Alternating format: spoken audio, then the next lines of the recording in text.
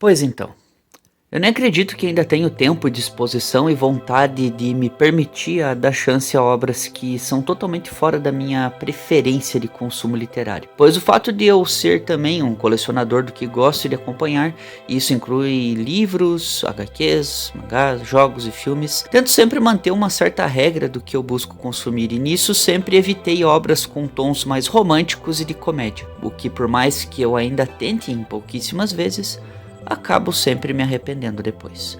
Mas o assunto hoje é não só para se aprofundar em uma história, mas também para dizer que esses temas dos quais evito são mais presentes nos mangás e animes. E algo que me surpreendeu de uma forma muito positiva foi o Otakoi, O Amor é Difícil para Otakus. Esse mangá me chamou a atenção não só por conta do seu título, mas também pela maneira de como essa história apresenta seus personagens e explora as suas situações sociais e psicológicas de uma forma que não romantiza a dificuldade de socializar que os chamados otakus têm em muitos casos, mas também como eles lidam com essas situações em suas rotinas, seus medos e fantasmas que assombram suas mentes e manipulam seus pensamentos para que eles se fechem em um mundo do qual pertence somente a eles e que não há formas de ter vínculo com outras pessoas por conta do preconceito criado em cima dos otaku. Chamar alguém de otaku no Brasil e no Japão tem significados bastante distintos e isso pode surpreender pessoas que acabaram de conhecer esse universo. A terminologia otaku, traduzido do japonês, significa viciado e aqui na nossa região é utilizado para identificar pessoas que são fãs da cultura pop japonesa, fãs de animes e mangás em geral e que têm apreço por obras que exploram a temática dos conteúdos do Japão, diferente do nerd e do geek, que são outros tipos de terminologia que podem ser trabalhados em um outro vídeo. Mas antes de vestir o teu cosplay, não se esqueça de deixar o seu like e de se inscrever no canal para apoiar este otaku solitário. Pois é de graça, você não será taxado e vai estar me apoiando para trazer conteúdos mais legais e diferentes para vocês. E claro, vai também me ajudar a sair do atoleiro que eu fiquei parado nesse meio tempo todo, né? E também não se esqueçam de me seguir nos meus perfis do Instagram. Link aí no bolso! O termo otaku nem sempre esteve relacionado ao contexto mencionado anteriormente. Seu uso ainda é questionado, já que há, em sua terra natal, uma origem com tom de piada mal intencionada ou de xingamento. Em termos mais aprofundados, o termo otaku é derivado de um vocabulário japonês para família ou a tua casa. A palavra também pode ser usada como um pronome formal de segunda pessoa quando falamos com pessoas que não conhecemos sobre gostos em comum, por exemplo. Com a disseminação de mangás e animes pelo mundo, muitos adotaram o termo japonês para identificar os fãs dessa mídia. A conexão com mangá e anime pode parecer direta, mas quando tida como certa, muitas vezes serve para obscurecer os debates dentro e em torno do fandom da mídia no Japão. Desde que o termo otaku apareceu, o país interrompe a naturalização e banalização do otaku, examinando a contingência histórica do termo como uma forma de identificar e conter jovens consumidores e culturas de fãs problemáticos do Japão. O contexto histórico, sociais e econômicos do país proporcionam novas perspectivas sobre a importância desse fenômeno no Japão e no mundo. Os otakus podem ser especializados em alguma animação, quadrinhos, mangás, games, cosplay e conteúdos semelhantes, mas o nome também abrange os artifícios por estudo, política, tecnologia e afins.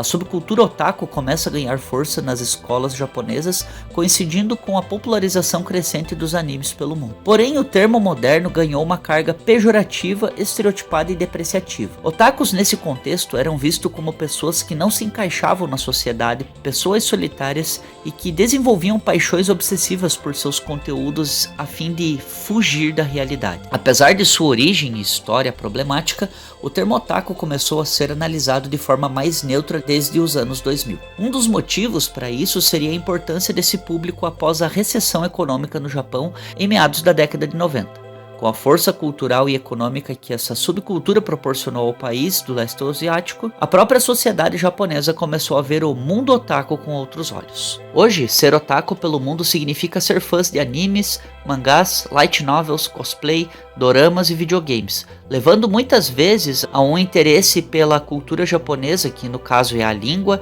a gastronomia, a história e tudo mais. Algumas obras comumente relacionadas a essa comunidade incluem Dragon Ball, Naruto, Cavaleiros do Zodíaco, One Piece, JoJo's Bizarre Adventure, entre várias outras que vão surgindo com o passar dos anos, como Chainsaw Man, Jujutsu Kaisen, One Punch Man, Demon Slayer, Frieren e por aí vai. Curiosamente, essa cultura veio a ser explorada de forma mais abrangente, buscando entender como é a rotina e os vínculos que essas pessoas têm com as suas paixões e vícios de forma suavizada e menos escandalizada, que é o caso de Wotakoi. Obra que trabalha conceitos sobre alguns tipos de otakus, por assim dizer, suas rotinas, seus vínculos, quais são os seus vícios e o que eles pensam sobre como as pessoas o encaram e os veem no meio social. A primeira personagem que a gente vai conhecer é Narumi Momose, de 26 anos. Ela está começando a trabalhar em um escritório e seu vício que a define como uma otaku são os yaoi, que são obras que abordam relacionamentos entre homens, vulgo boys love aqui no Brasil. Outra coisa que ela gosta de fazer é escrever e desenhar doujinshis, que são os fanzines independentes geralmente feitos por fãs de alguma obra que já existe e os vendem em convenções de anime. Aliás, ela vem passando por problemas de enfrentamentos em relacionamentos amorosos, pois toda vez que ela se envolve com alguém e a pessoa acaba descobrindo que ela é uma otaku, essa pessoa acaba terminando com ela. Outro personagem que conhecemos aqui é Hanako Koyanagi, que vai ser sua colega de trabalho e se tornar sua amiga no decorrer da história. Hanako Koyanagi também é uma otaku e o seu vício é fazer cosplay dos mais diferentes tipos, tanto masculinos como femininos, e aliás ela manda muito bem. O personagem seguinte é Taro Kabakura, e sim, ele também é um otaku, e ele gosta de mangás. E mais, ele é namorado da Koyanagi desde a época da escola. Com o decorrer da história a gente descobre como que esse romance deu início, que aliás já dura bastante tempo. Algo que também é importante de ser citado aqui é que o Kabakura, por conta do seu namoro com a Koyanagi, muitas vezes se torna cobaia dela, bem por conta dos testes de roupas e combinações de figurinos que ela busca fazer. Eles são aqueles típicos casais que se amam muito, mas muito mesmo, porém, sempre envolvidos em algumas brigas e discussões. E claro, o motivo de eu ter começado a assistir esse anime, Sakamoto. Não, brincadeira, mas quem conhece pegou a referência. Hirotaka Nifuji. A novidade, ele também é um otaku. Ah, vá! Hirotaka Nifuji é um otaku gamer. Eu acredito que de todos os viciados aqui, o Hirotaka é realmente viciado mesmo, porque aonde quer que ele vá ou esteja, sempre está jogando, e quando não está jogando ele está fumando. Aliás, ele é amigo de infância de Narumi, que vivia na casa dele pra brincar, e o que ele estava fazendo? Passe do lado aí, ó. Passe do lado. E o cuzão, filha da puta. Tua mãe, aquela vaca leiteira, aquela filha da puta. Aliás, outro personagem que vai ganhar destaque aqui também é o irmão Kazula do Hirotaka, que é Naoya Nifuji, que diferente do seu irmão mais velho, não é um otaku e nem possui vícios de destaque ou que venha a se assimilar a algo que possa tanger com o rótulo de ser um otaku. Ele é um rapaz simples que trabalha como barista e é estudante universitário.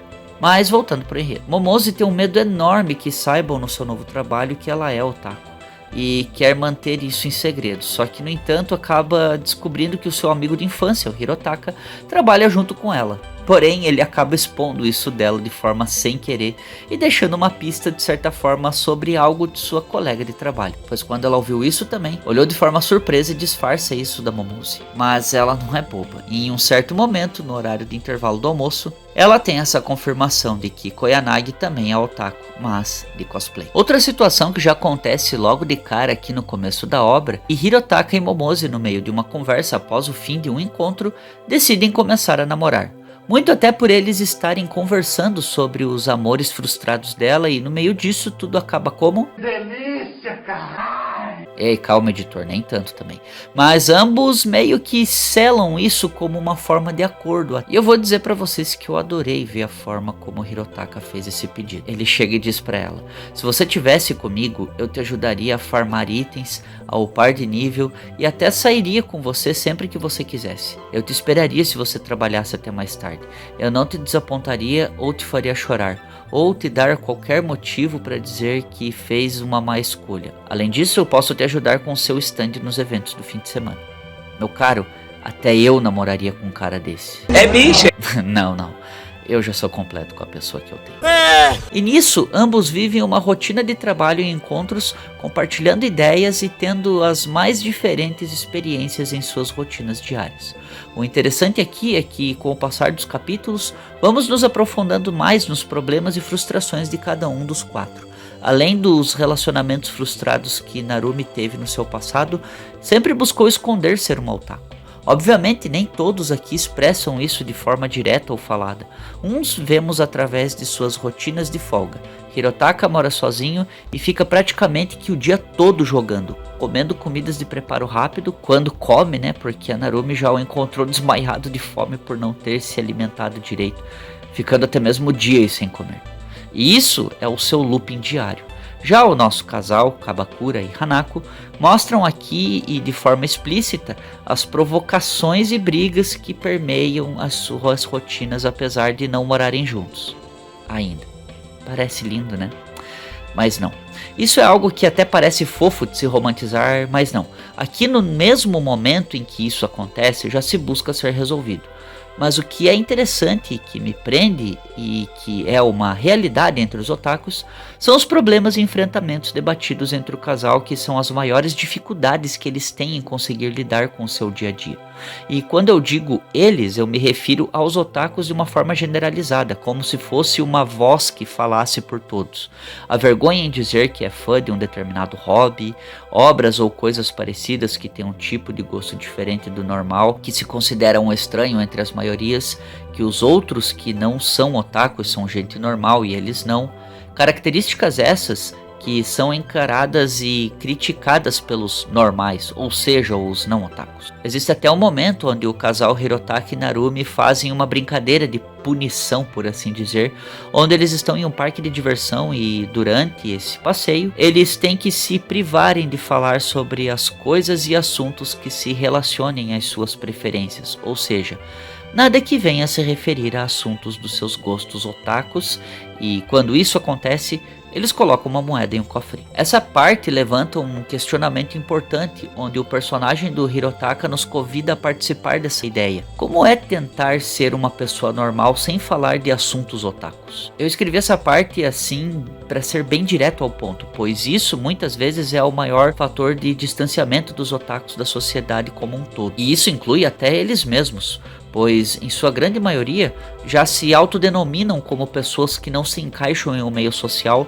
por pensarem que são estranhos ou por acreditarem que possa existir um pré-julgamento do que eles são, o que em partes não deixa de ser uma verdade. Não aqui no Brasil, mas em seu país de origem, isso ainda é predominante. Tudo nessa obra busca expressar isso e suas vivências de um jeito leve e convidativo, de uma maneira que valorize o apreço dessas pessoas por suas preferências em geral.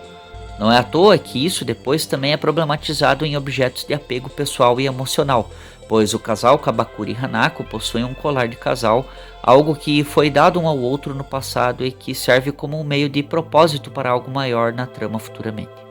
Com o passar do tempo e o desenrolar da obra, conhecemos outra personagem aqui que vai ser alguém que me prendeu ainda mais nessa história, que é Kou Sakuragi, que é uma jogadora solo e socialmente ansiosa. Sim, mais uma otaku gamer. Ela estuda na mesma universidade de Naoya e possui o hábito de dizer desculpa para tudo. Porém, a natureza reclusa de Kou faz com que Naoya remeta muito ao comportamento do seu irmão e, portanto, decidiu se tornar o amigo jogador dela.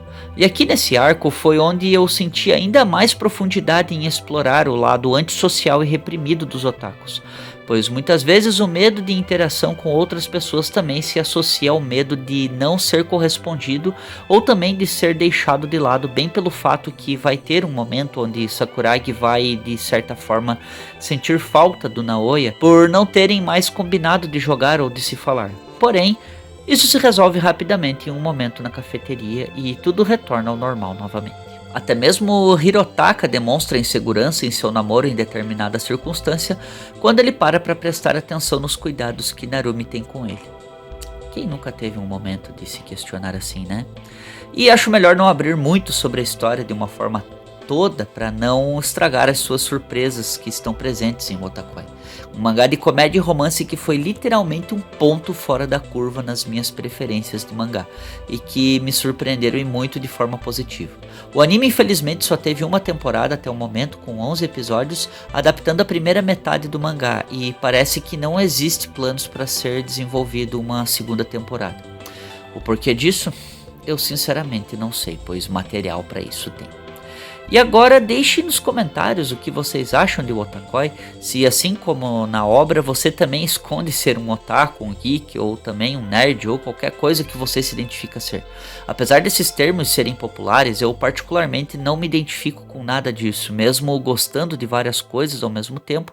Sou alguém que apenas busca pelo bom gosto e satisfação naquilo que me faz bem e gosto de compartilhar isso tudo aqui com vocês. E é por essas e outras que eu não me limito em trazer determinados assuntos diferentes aqui para vocês.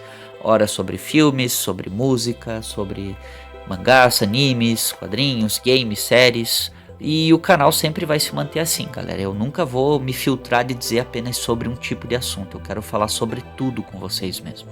Aliás, falem sobre outros assuntos, o que vocês quiserem, mas sempre com educação. Eu vou deixar também alguns vídeos de dicas bem diferenciadas aqui para vocês estarem conhecendo um pouco sobre algumas dessas minhas preferências, por assim dizer. Curta, se inscreva, compartilhe com os seus próximos, ativem o Hells Bells. Muito obrigado por ver o vídeo até aqui. Vejo vocês na próxima. Beijo bela, abraço fera e tchau.